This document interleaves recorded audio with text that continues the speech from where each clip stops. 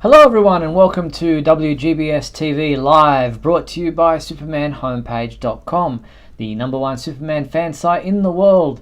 In this, our April 28th, 2020 show, we're going to be covering a range of topics, including some of the things about animated movies that we've had this week.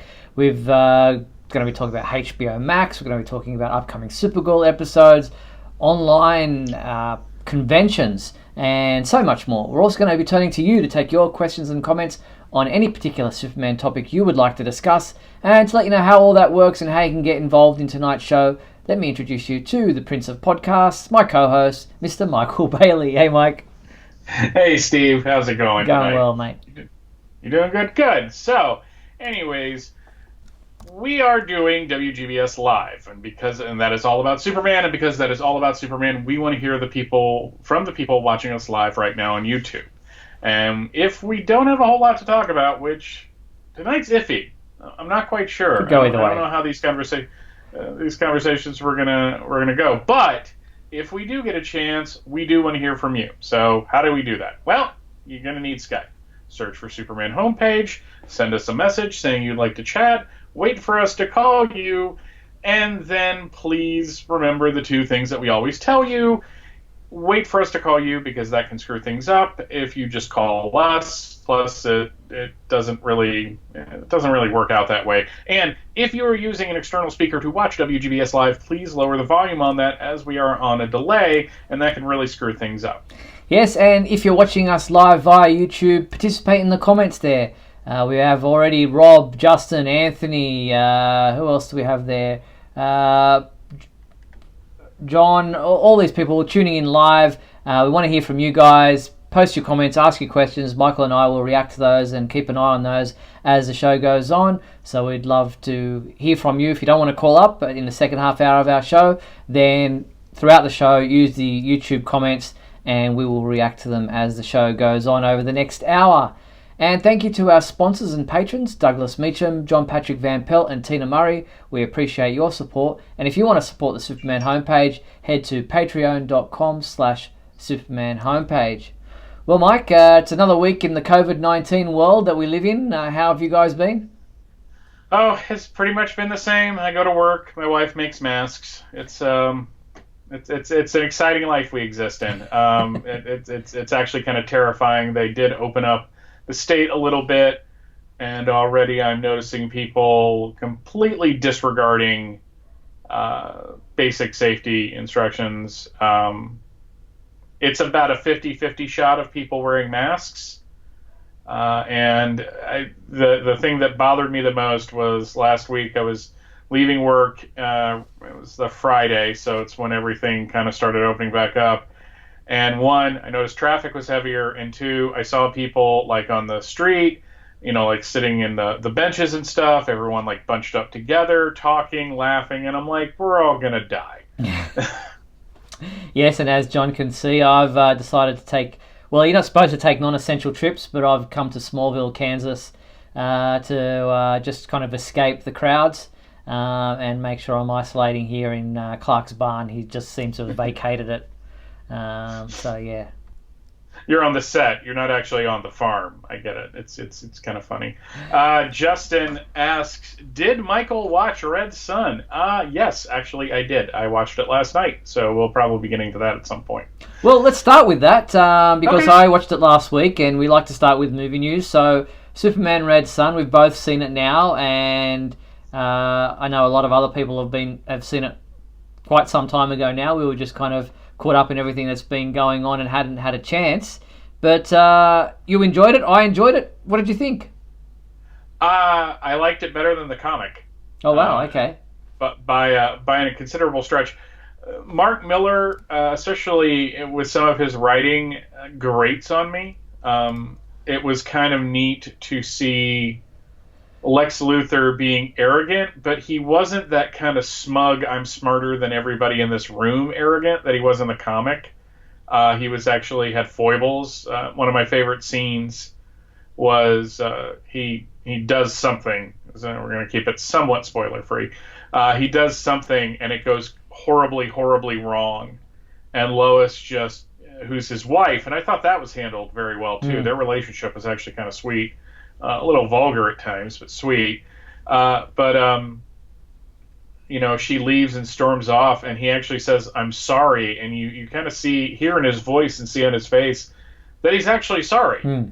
I never got that the Lex in the comic would do that. I really liked the voice cast. Jason Isaacs was fantastic as Superman. I really enjoyed Amy Acker as Lois. Diedrich Bader was great as Lex. But he's good in just about anything. We got to hear like some Justice League alumni coming in. Phil Lamar got to play Jon Stewart again. Phil Morris, who was the voice of what was his name? King Faraday in the New Frontier cartoon. He was also John Jones on Smallville. Played Jimmy Olsen, or as I like to say, Jimmy Olsen this evening will be played by Barack Obama. The political subtext in this was not subtle at all. No, it went at a good clip. That thing never stopped. I was really impressed. After the opening credits, it just was like, we're just going, and we're just going to keep on going. And, even when we get to like an emotional beat, that's just going to lead into another kind of big scene. So I loved it. I really did. I think it's one of the better ones they've done. And it's a brave choice considering the political climate that, we are in, or especially you guys there in the US, with, the overtones of Russian involvement in your political environment there. And so adapting this from the graphic novel written by Mark Miller, as you said, as an animated movie, it's a brave move by Warner Brothers. Obviously, not a lot of Americans would necessarily like to see a Russian Superman, but I thought as an Elseworlds, it played out really well. The animated movie touched on all the right beats, I thought, from the story, and if anything, improved on some of the way that the story flowed, and made it more concise. And I think that there was, a lot of great story elements in there and character development, especially for the Superman character, who very much like the Supergirl Red Daughter storyline that we saw recently in Supergirl, the TV series, thought that everything that he was doing was, the right way, and then realized that the people who have been his handlers, if you like, have been deceiving him, and that there's some stuff that he doesn't know about, and then he decides not to switch sides so much, but to really be his own person. Yeah, there was a moment when he goes to the gulag and sees Svetlana Lansky.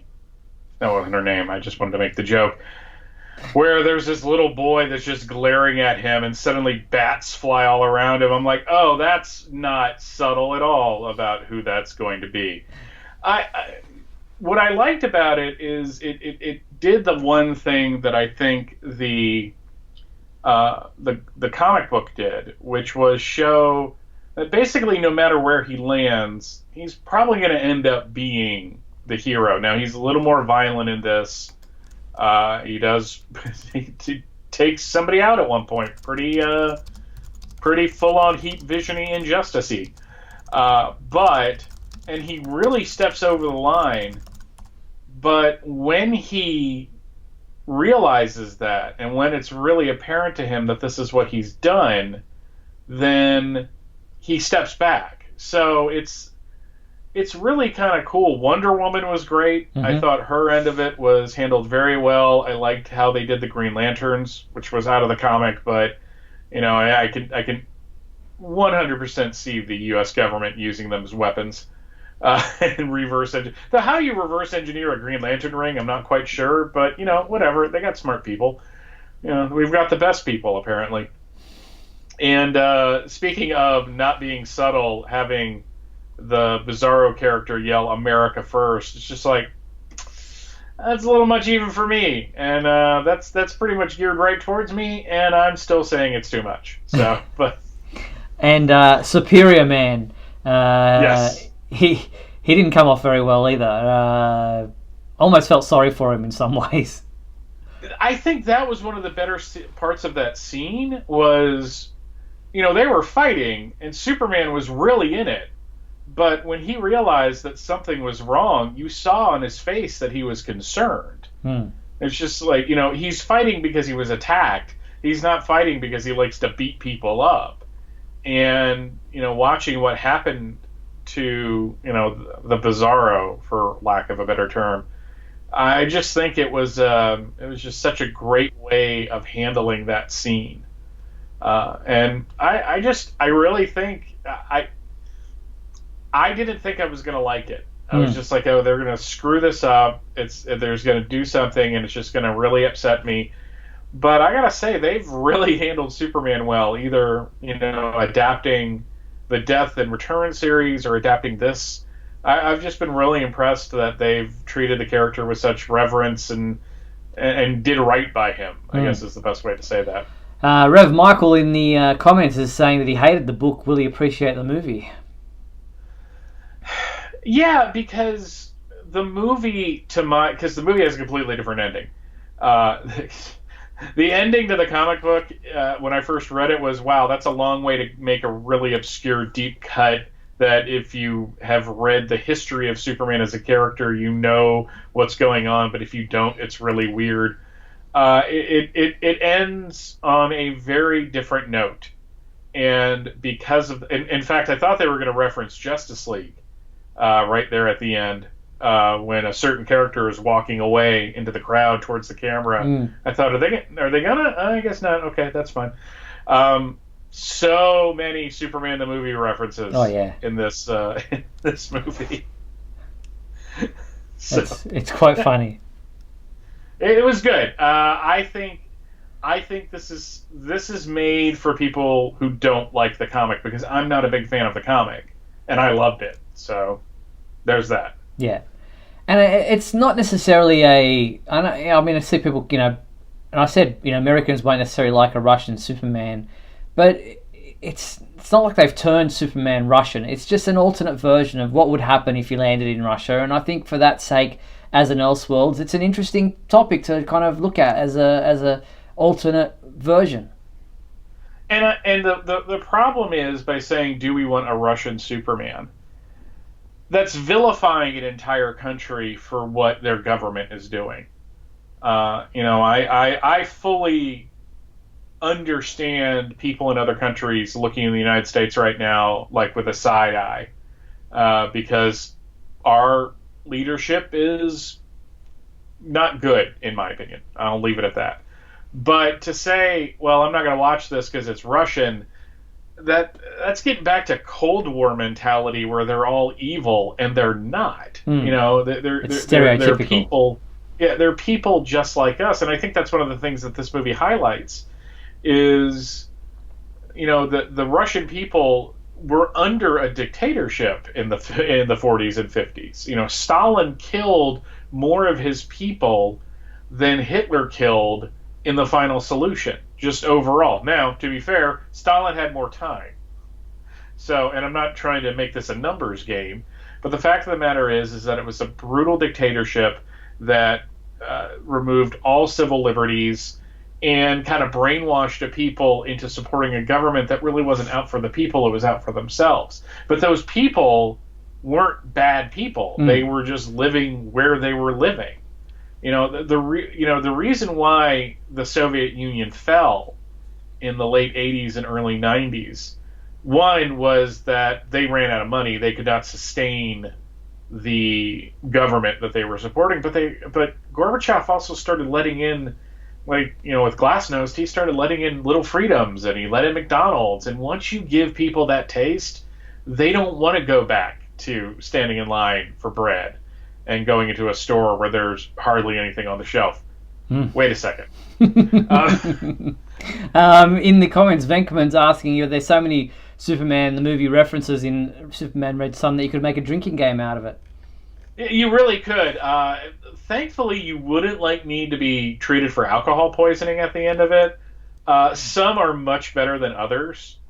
The meeting between Superman and Lois was kind of cute. I was actually impressed that they had Lois smoking, because usually they kind of shy away from that these days. But yeah, I just thought that as an animated film, as trying to adapt something into another medium and getting a wider audience to accept it, I think they did a fantastic job. Now, Justin's asking, where's our alternate version of Superman landing in Australia? I'd like to see that. I might talk to Tom Taylor, an Aussie writer who's obviously big at the moment at DC. We've had the British Superman, and now we've had a Russian one, obviously. I think it's time. Superman mate. Yeah, that would be a terrible thing to call. But at least you could have, like, an Australian Lex Luthor that makes sense. Yeah, very true. Really, honestly, where would he be raised? Superman? It could be raised in Australia. Yeah, well, I mean, you could go the Outback if you wanted to really make it stereotypical, or he could just be born and raised in Sydney. And it's not like you guys don't have farms or anything. Exactly. We have a lot of rural areas. I have a friend who lives on one, as a matter of fact, in Australia. So, yeah, I mean, it's not like it couldn't happen, but that would just... I think, though, in all honesty, you'd have a better shot at hiding a kid like that, because... We got a vast I don't know, country. It seems like... Yeah, I was about to say, you guys got a lot of empty space. Yeah, so. For sure. All right, well, let's talk about the upcoming animated movie that Warner Brothers are bringing out, Justice League Dark Apokolips War. They released a preview clip via comicbook.com, and while I don't have the audio on it for reasons for copyright reasons, I've got a little bit of a preview of the clip here, which shows them approaching Apokolips, the Justice League that is, and Batman and a couple of the Justice League there aboard the... I'm assuming they're still calling it the Javelin. It's looking like an interesting animated movie, which will cap off the end of this series of movies in continuity. And from that point onwards, they'll still be releasing animated movies, but they won't be in this continuity, in this history, canon, as far as you can, if you get what I'm saying. I mean, it looked good. I'm going to stop everything right now because I think Reverend Michael has hit on it. Crocodile Clark Kent. So Lois Lane comes to Australia searching for the story and finds Clark Kent. This is amazing. This is amazing. We've got it. Warner Brothers, go. That's all I'm saying.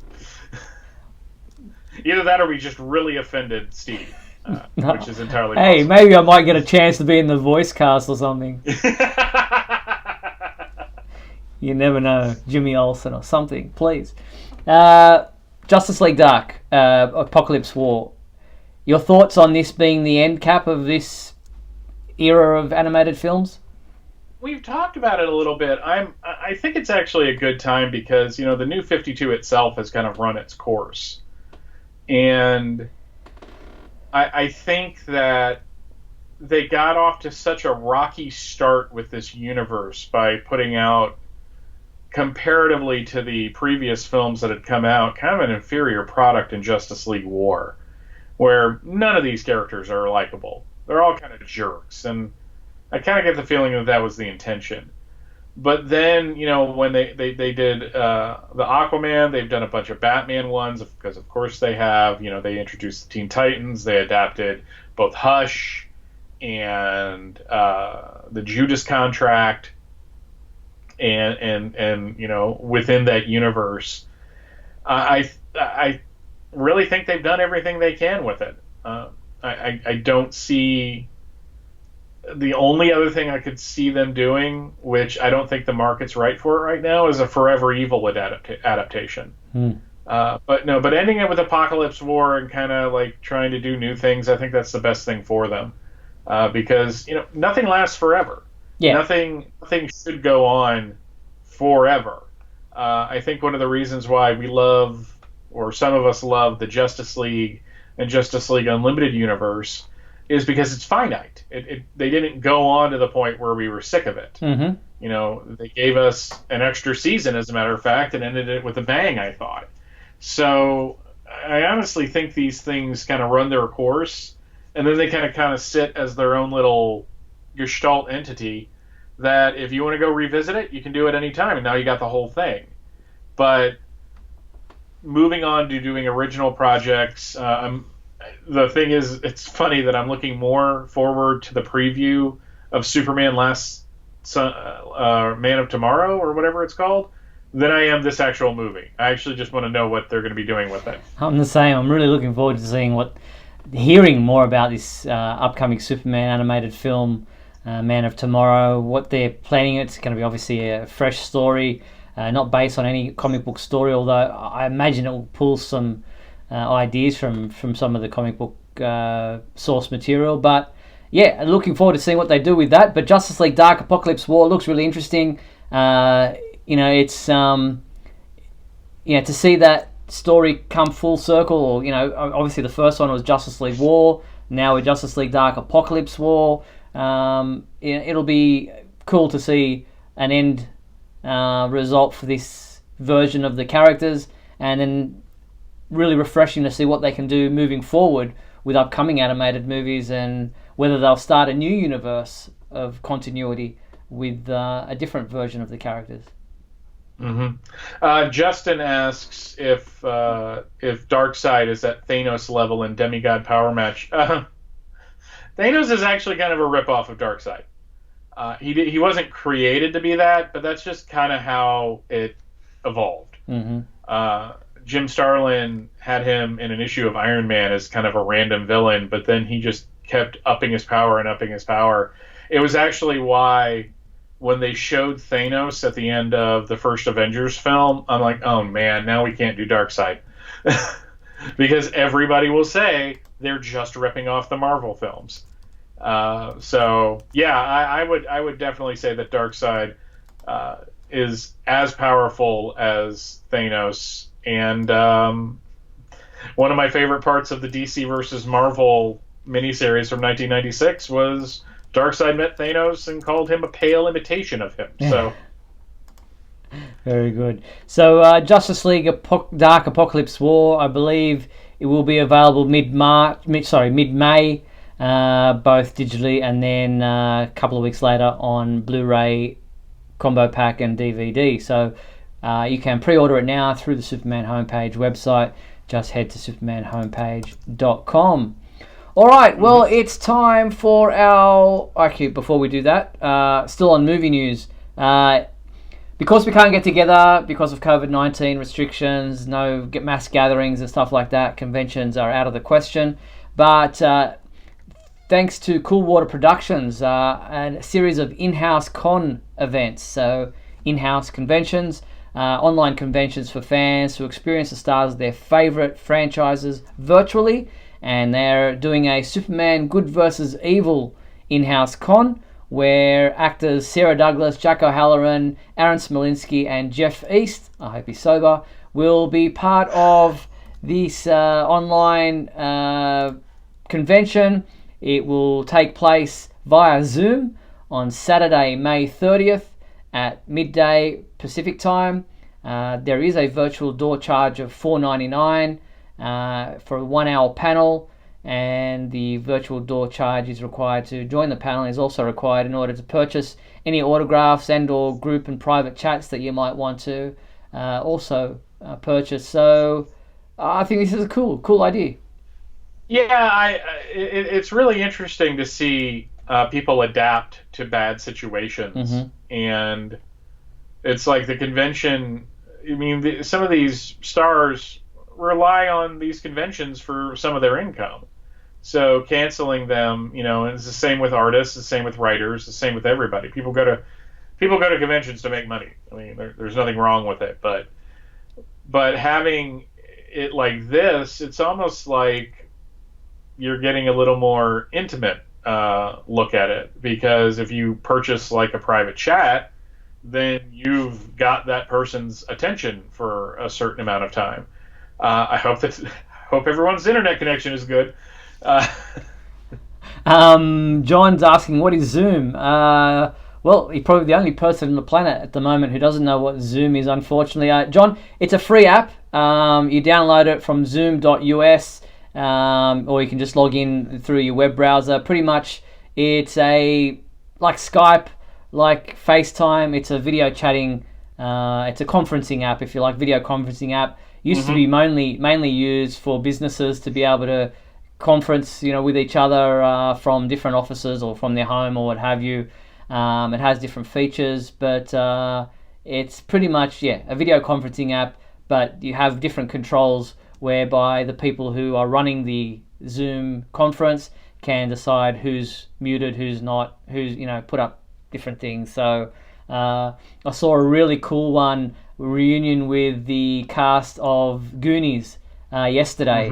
Where they all got in via Zoom. Poor Richard Donner had no idea what he was doing. Admittedly, it was on his 90th birthday. It's probably outside of his wheelhouse as far as technology is concerned. But even Steven Spielberg got in, Cyndi Lauper got into it. It was fantastic. I really had the feels watching it. Yeah, I felt the same when the cast of That Thing You Do got together to do an interview and participate in a group commentary of the movie, because it's weird, because it's almost like now is when we have the time to appreciate these things. Right, like during the normal hustle and bustle of everybody's lives, having a Goonies reunion probably would require a massive amount of planning. People would drop out at the last minute due to professional commitments and stuff like that. But, for the moment, especially in California, pretty much everyone is at home. So, it's they got it. Tina. Richard Donner is 90, which makes it really think that he was in his 40s when he directed Superman, and he was just getting started. Yeah. It's Zoom is the way to go for these types of conferences when we're all stuck in isolation. And as I said, if you want to get involved in this one, it's inhouse-con.com. So, or just head to our website and you'll find the link. All right, we're just at the halfway point of tonight's show. We're going to take a quick break, play some messages, and they're going to come out back on the flip side to do our regular monthly segments, the big question, super secret soundbite, and more comic book stuff, TV stuff, all happening right after these messages. Don't go anywhere.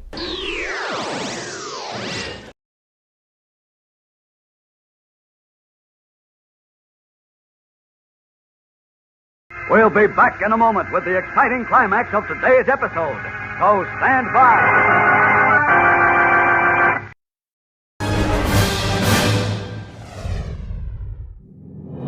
Look, up in the sky. It's a bird. It's a plane. No, it's SupermanHomepage.com, the #1 Superman fan site in the world. SupermanHomepage.com, covering the world of Superman from the 1930s to today. News, reviews, rumors, and reports. SupermanHomepage.com for all your Superman comics, TV shows, movies, cartoons, radio shows, and more. Everything you ever wanted to know about the Man of Steel and more. SupermanHomepage.com. Thanks, Superman Homepage, for all the support over the years. I really appreciate it. I'm Matt Bomer, the voice of Superman and Superman Unbound, and this is the Superman Homepage. Right here on Superman Homepage. Insiders say Lex Luthor to cut nation's power.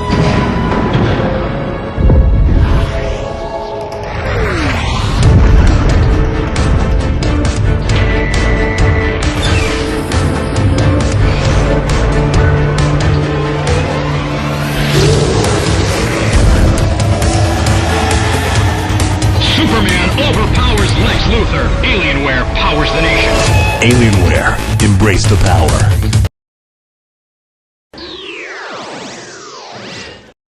And we're back on WGBS TV Live, where that was a pretty loud Alienware advertisement. I remember those computers and remember not being able to afford them, and really couldn't justify the cost of a brand new laptop just to have a Superman Returns thing on it. So Yeah. Yeah, But I remember it. Yes. All right, as I mentioned before the break, we're going to do our regular end-of-month segments. We're going to start with the big question. And what was our question for? Oh, actually, let me get the promo, bring that in. I was about to say. Yeah, gosh. Big question. Let's start with the big question. Alrighty, the big question last month was, if physical comic books aren't available anytime soon, what will you do? Ron Crosby wrote in, I'm a digital-only guy nowadays, so there will be no real change for me. Yeah, it didn't affect me, other than the fact that there are no new digital comic books for the last month either. So, yeah, if there are no physical comics for the foreseeable future, which we now know there will be, it wouldn't have affected me either, because I've gone totally digital myself. So looks like Ron did the same thing. John Patrick Van Pelt wrote in and he said, I will keep using my DC Comics and Comixology apps for future titles if physical comic books aren't available anytime soon, because last summer in 2019 I remember reading Crisis on Infinite Earths, the comic book series, on the DC Universe app before watching the crossover last year. I would hate to lose physical comic books for those who grew up reading them as a kid. I agree, it would be a tragedy if that happened. Yeah. Like I keep saying, I don't think physical is ever really going to truly go away. It might be a little scarcer, but I don't think they're ever going to completely give up on that. Okay. Patrick O'Neill wrote, I'm going to give digital comics a try. I haven't tried them before, so I'll be interested to see how I like them. Thanks, guys, and stay safe. You too, Patrick. You too, Patrick. It's obviously probably opened a few doors for people who weren't able to get or hadn't tried digital before. When they're not able to get the physical copies, you might give digital a go. And I think if you didn't have a Walmart near you, the digital first ones that they've been releasing, Superman Man of Tomorrow, which is available, the second issue available now digitally, would also be a good way for people to get into the digital market, so to speak, because that's the only way they'd be able to, if they didn't have a Walmart near them or they weren't be able to pick up those copies, digital is the only way you'd be able to read those stories. So I think it's smart by DC doing some digital first stuff or digital only stuff that might entice people to check out the digital side of comic book reading.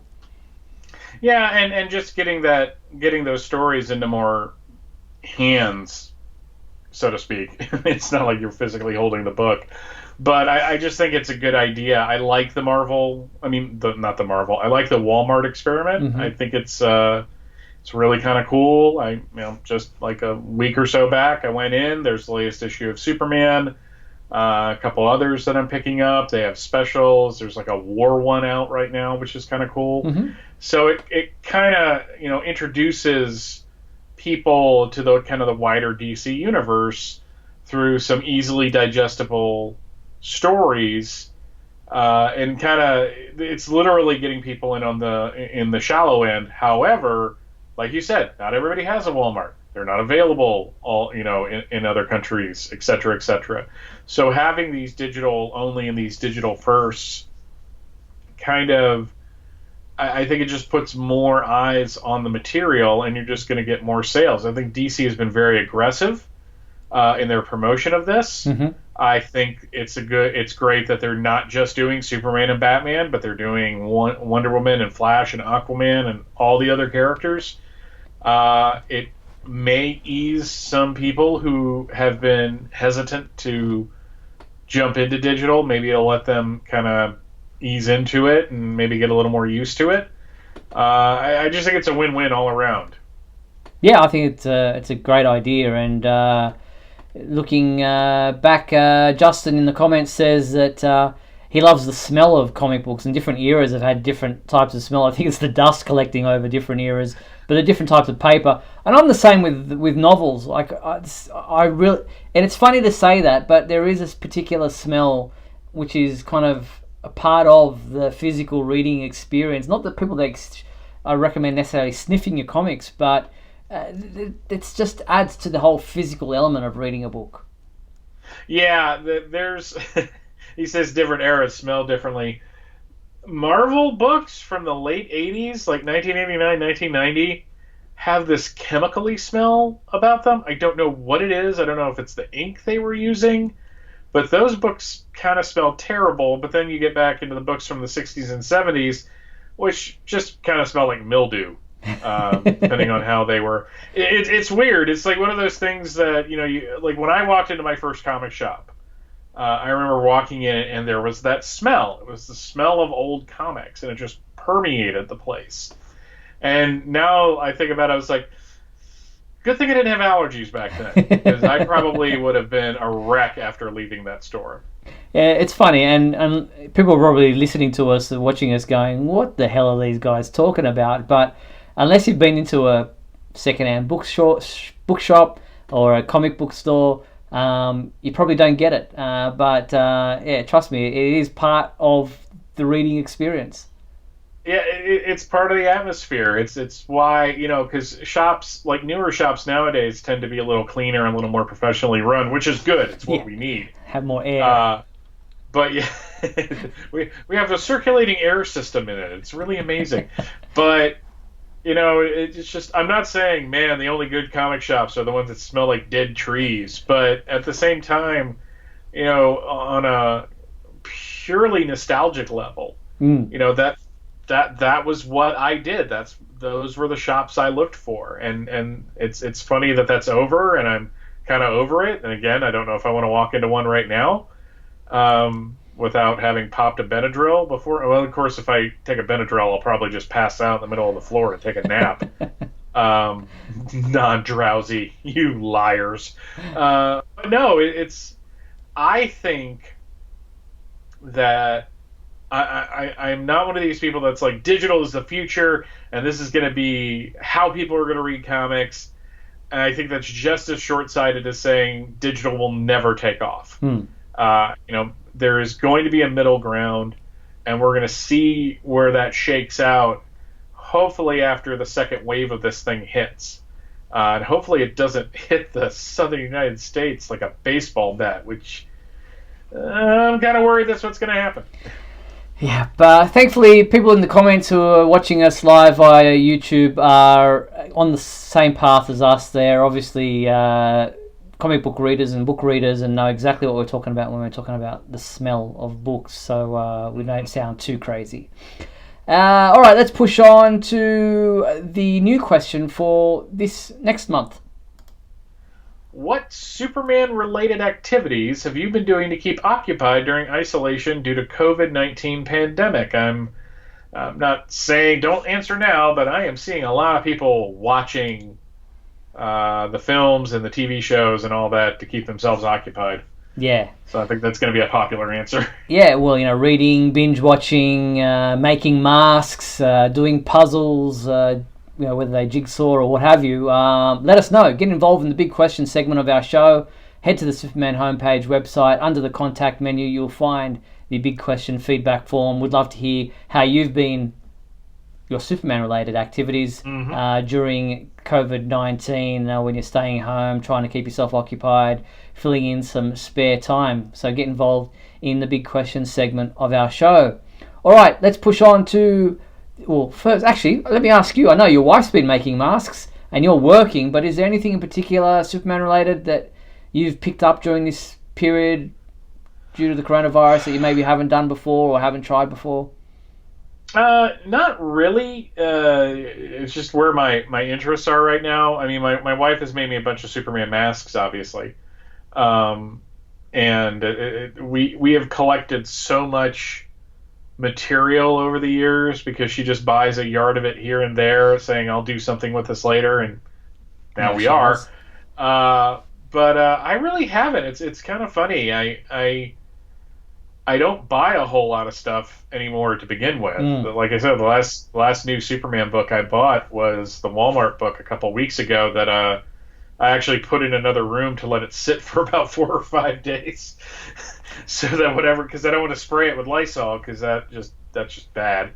But no, I haven't gotten the urge to okay, now I'm going to finally do this because I'm still working. Yeah. I'm not like stuck at home. Yeah, so your schedule's still full. So yeah, it's really kind of, and when I come home, like I said, like especially this week, it's been terrible, just for various reasons, not just the pandemic. So it's just I come home and I just stare at the computer and I'm like, well, I'll do something eventually, and then I wake up 3 hours later. For me, I've been not so much doing puzzles, but because of what we're doing with the website, I've been making puzzles. Whether they be like the finder words, the the mazes that we've been doing in our little PDF files that we've been making available for people to download. So yeah, I've always been a creative type person, so I always like making stuff for other people. So those have been fun to put together. Not challenging, but it's interesting putting puzzles together for other people to do. Mm-hmm. Yeah, those have been fun. I've played a couple of them when I've had the chance. So it's always better when the site can be a little interactive. Yeah, I agree. And outside of using the comment section to push whatever agenda you have. So true. All right, let's move on to the super secret soundbite. Here's our intro. Only one thing alive with less than 4 legs can hear this frequency, Superman, and that's you. Alright, the super secret soundbite from last month came from the Superman serial. Adam Man vs. Superman from 1950. Let's hear it again to remind you what it was.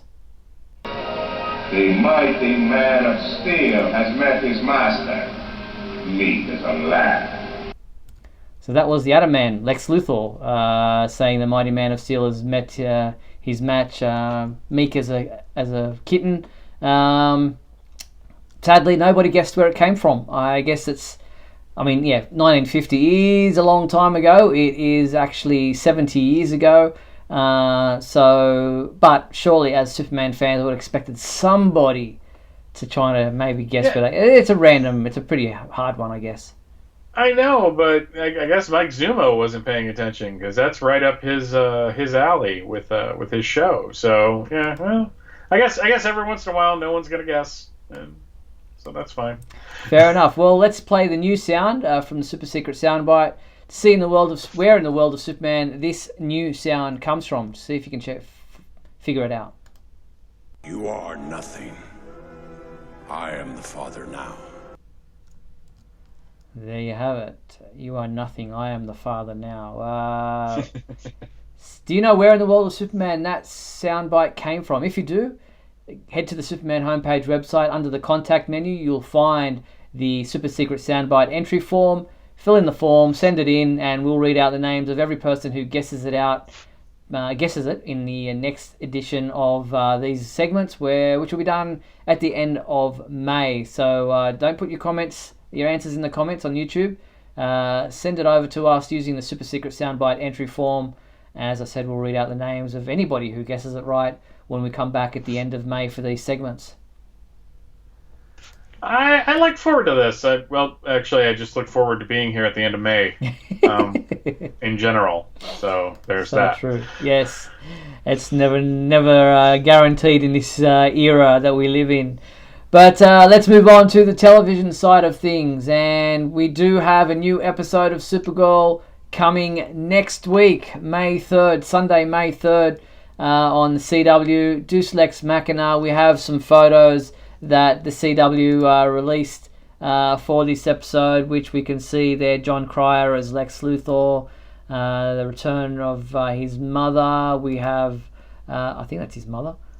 We have a return of another character, a bit of a, I guess not really a spoiler, but Miss Martian. Looks like she comes back there. And this episode is directed by Melissa Benoist, so I don't expect to see her too much in front of the camera.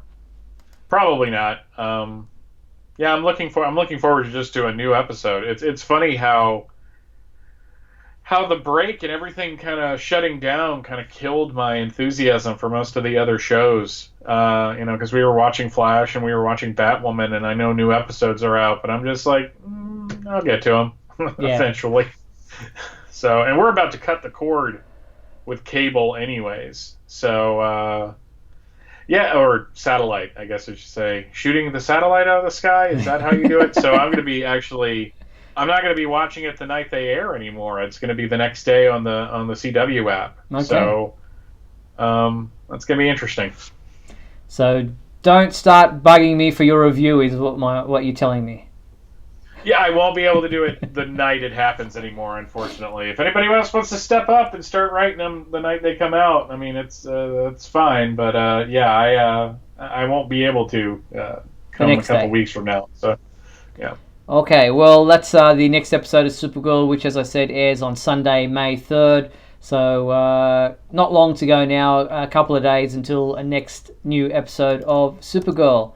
All right, and speaking of TV, online reunions again, Smallville are getting in on the act, and thanks to Omaze, a Smallville reunion featuring Tom Welling and Michael Rosenbaum and Kristen Kruk will be taking place.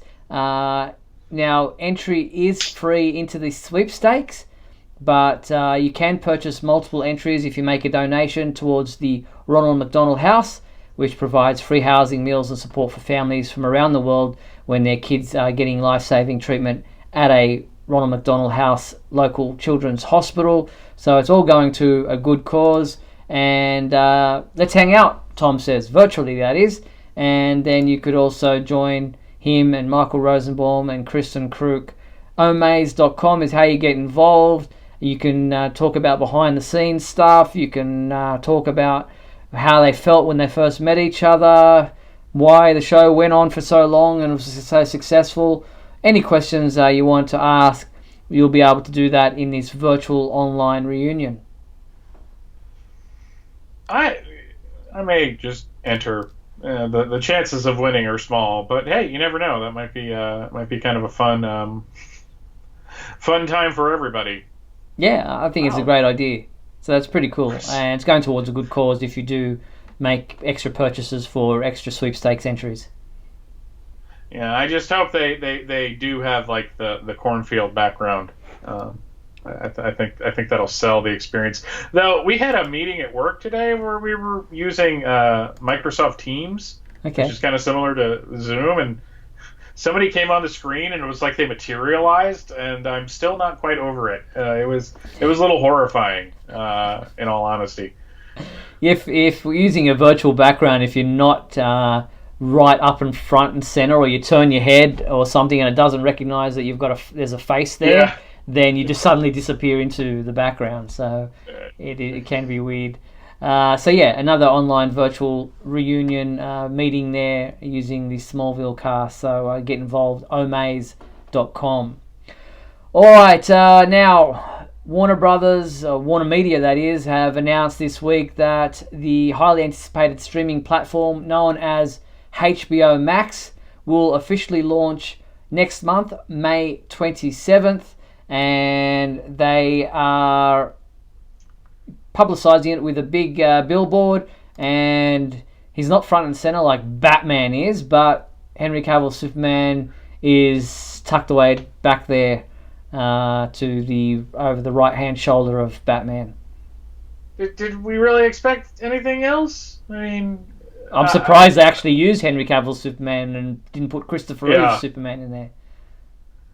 Yeah, I'm kind of curious what that means for what movies and stuff they're going to offer. It's really interesting seeing all the other people all the other characters. I mean, you never really thought you would see Jason Momoa's Aquaman standing so near Big Bird and Rick and Morty. And the South Park kids are in there, and you got the Adventure Time kids, and Dorothy. It's really you got Elmo, because Elmo's getting a talk show. Right. Okay. Whatever, HBO Max. That's actually that's adorable. In all honesty. Well, I think doing a Sesame Street style late night, the not so late show is kind of a cute way to go. I saw the previews for that. It looks actually quite fun. Now, for Superman fans, if you're interested in HBO Max, they will be having some great movies from 100 years of iconic films. For Superman fans, as I said, you'll be able to watch Justice League, Wonder Woman, and every Batman and Superman movie from the last 40 years. So all the Christopher Reeve films, all the Henry Cavill films, Superman Returns will be there. It kind of precludes anything previous to that, like any of the serials or George Reeves stuff. But yeah, I mean, that's what you have the app, the DC Universe app for, though. Exactly. This is actually, everyone was like the sky is falling when it comes to the DC Universe app with HBO Max, and I think, in all honesty, it's going to be similar to Disney Plus and the Marvel Universe apps, where you have two different apps that do two different things. The DC Universe app will do original show. It seems like they're going to continue doing original shows, but they'll have the animated films and they'll have the TV series and such. And then HBO Max is going to have the movies, like they said, from the last 40 years. More Batman in that than Superman. But, for people that love the DC cinematic universe, this is going to be great because you're going to have all your stuff there. Even if you have the Blu-rays and can watch them, whatever. I find these services so convenient because sometimes it's basically like when I would buy a trade paperback so I didn't have to dig through my comics. This is so I don't have to get up and walk to my thing. Like yesterday, I was getting ready to sit down to watch Red Sun, and I was getting the Blu-ray out. I'm like, why don't I just watch it on my phone? This is so much easier. Anthony in the comments is asking if there's any word if HBO Max will air the Snyder Cut of Justice League. Now, there's been a lot of speculation about whether or not HBO Max would be a place where Warner Brothers could finally show this thing if it exists in any kind of watchable format. I don't see it happening. I could be wrong, but from what I understand, this is not necessarily the platform for it. And all honesty, that would be something they would release as a Blu-ray and in physical media. I don't think first. Yes, definitely. It may eventually come to it, but this is more wishful thinking on the release the Snyder Cut crowd, who again I understand, and to a large extent I agree with you. I'd like to see it too, for purely morbid reasons, but like I'm walking into it. How bad is it, or was it better? But I don't think I'm going to like it anymore. But still, pinning your hopes on this app is just not going to be what either Warner Brothers wants or what or anything that they really want to do. I've never seen a director's cut come to a streaming service first. Yeah. Unless I'm completely wrong about that. Tina's asking, will HBO Max do a Green Lantern show? That she thought there was some word about them doing an original Green Lantern show. Yeah, they've talked about it. They're still kind of getting their feet wet with it. The fact that we're starting to see ads for it now, actually, it was almost surprising. I'm like, oh, that's actually happening. Okay, that's interesting. I guess we are living in a time and a period where a lot of productions have stopped on anything that was taking place. So I guess HBO Max, it's a good time to launch it, considering that there are a lot of people stuck at home looking for more entertainment. So just like I've seen a lot of new novels and things released at the moment during this period when people are scrambling around for things to occupy their time, it makes sense for them to release HBO Max or launch HBO Max. But there will be a lot of TV shows, movies and things that were planning to be released during this period that have now been postponed till a much later date once we know what's happening with being allowed back in cinemas, theatres, and being able to start production and get together for filming and things like that. Yeah, it's kind of interesting. I feel bad for the studios. Like this week on Comixology, even though it's not DC related, they're having a Black Widow sale. And the reason why they're having a Black Widow sale is that there was supposed to be a movie, which they can't do now, but I guess all that stuff's locked in ahead of time. So it's just like, aw. You know, like people were looking forward to that, and so it's gonna be interesting to see where all the chips fall after this. Anthony's saying, well, hang on, wouldn't they do a digital release first, like they do with everything else, and then put it on Blu-ray, DVD, say like with the animated movies? They're done in conjunction. You would hear a press release about the Blu-ray DVD combo pack being released, and tagged onto that will be the fact that you could digitally download it 2 weeks or whatever before the actual Blu-ray release. There has been no advertising anything about a Snyder Cut coming. So if it happens, you will see promotions, a press release, everything about a Blu-ray release with a digital release prior to it. But it wouldn't just be appearing on a HBO Max without any publicity. Believe me, this is going to sound snarky, and it's fully intended to be. Snyder wouldn't be shutting up about it if they were doing it. Exactly. You know, he'd be holding his cards close to his chest. Yeah, he would be like showing off like photos and behind the scenes stuff, and bringing back that BS Unite the Seven thing that was out there for a little while. So yeah, if this was happening, it's kind of like when Alderaan blew up in Star Wars. It's just like I feel something, a tremble in the force, like 1,000 Snyder Cut fans crying out in joy, and then nothing. All right, let's quickly turn our attention to the comic book side of things. And we do have some physical books out this week. I'll turn the HBO Max thing off there. We have this week physically available, the Superman The Golden Age Volume 5 trade paperback, which is really cool. Also this week is, there it is, Superman Up in the Sky hardcover. Excellent Tom King story. That was the Walmart thing as well, wasn't it?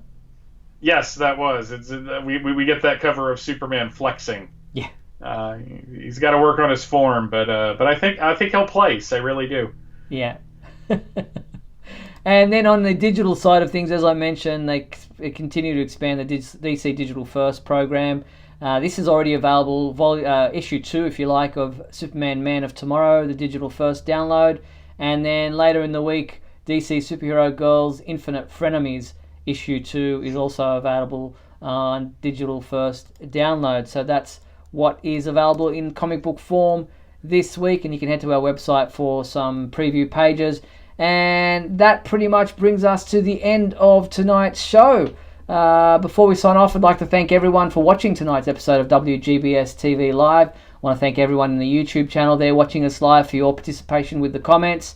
And thank you to our sponsors and patrons, Douglas Meacham, Tina Murray, and John Patrick Van Pelt. Appreciate your support. And thank you to my co-host, Mr. Michael Bailey. Thank you, Mike. Oh, pleasure as always, Steve. Now, don't forget, if you tuned in late, want to catch up on the past episode of WGBS TV Live, this video and all previous videos are available on our website, on our YouTube channel, and will remain so for the foreseeable future. But Michael and I will be back next week on, what day will it be? May 5th. Tuesday, May 5th. I was about to say. For another edition of WGBS TV Live at 7:30 p.m. Pacific Time. We look forward to talking with you then. Until then, be sure to check out supermanhomepage.com for all your daily news updates on everything surrounding the Man of Steel. I'm Steve Eunice. On behalf of myself and Michael Bailey, thanks for watching WGBS TV Live, brought to you by supermanhomepage.com.